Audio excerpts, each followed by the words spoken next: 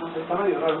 Pero igual, ahorita como vamos a ver, ¿se acuerdan en los principios doctrinarios un punto que nunca cambió y que se veía que era importante en los tres?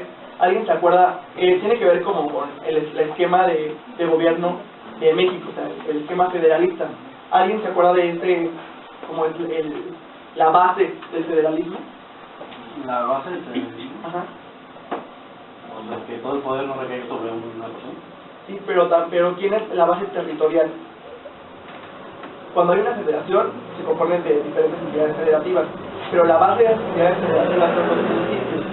Entonces, si se vieron en los principios doctrinarios, la base, o sea, se mantuvo municipio, ¿por qué?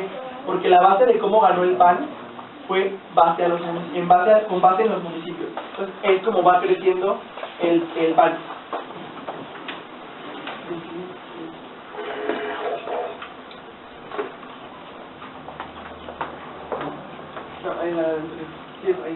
Bueno, en el año del 57 es cuando se participa por primera vez en una gobernatura y fue en Baja California. Aquí es donde yo les decía que nos explicaban que se ganó, pero se pueden ver abajo que no se la reconocieron, se le robó la gobernatura. Así como estos vamos a encontrar muchos casos de funcionarios que participaron, ganaban porque los conteos que hacían resultaban ganadores, pero después se les robaban las elecciones.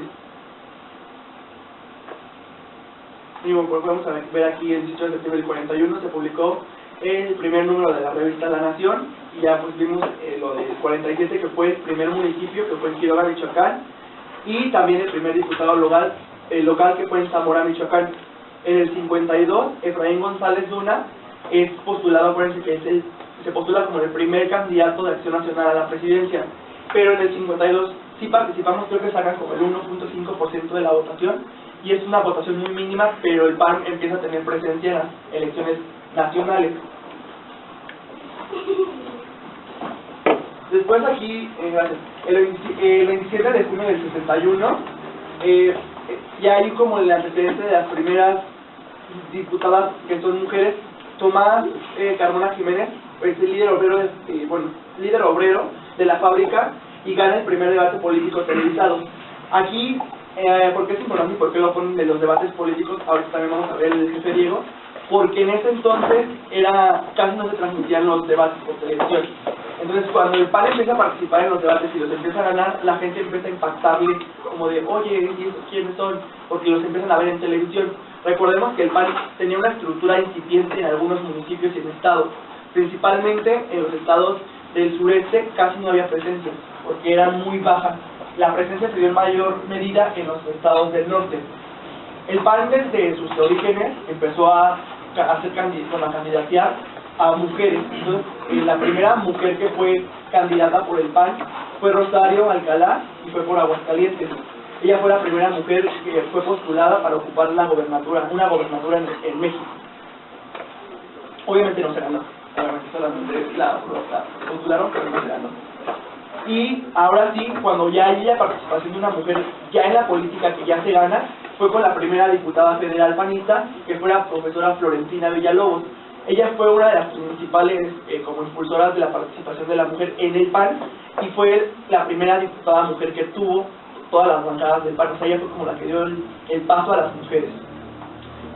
Y aquí, bueno, el 19 de abril de 1972 es cuando fallece Manuel Gómez Morín, y pues ya ahí es cuando nos da uno de los fundadores más importantes del PAN.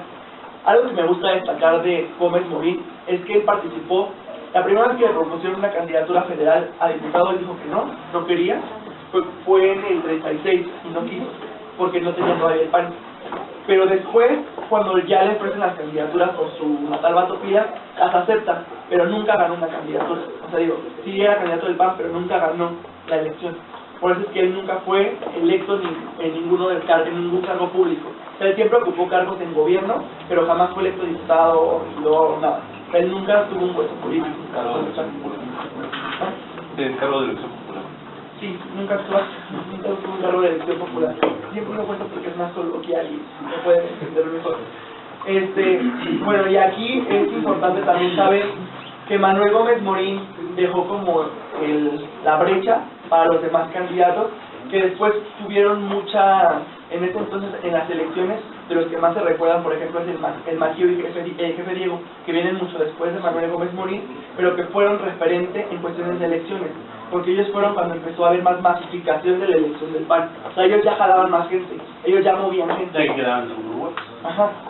Sí, o sea, ya quedábamos como en lugares, como eran posiciones antes, quedábamos en tercer lugar, porque había otras fuerzas que eran partidos aliados del PRI, y que eran como, pues, para la falsa democracia que se tenía, como que, sí, hay participación de otros partidos, pero no, el único partido de oposición real que tenía en ese entonces el PRI era el PAN. Éramos la única oposición.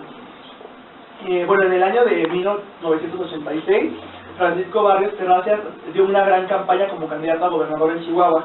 Ganó la gobernatura, pero ya saben, se la robó el PRI.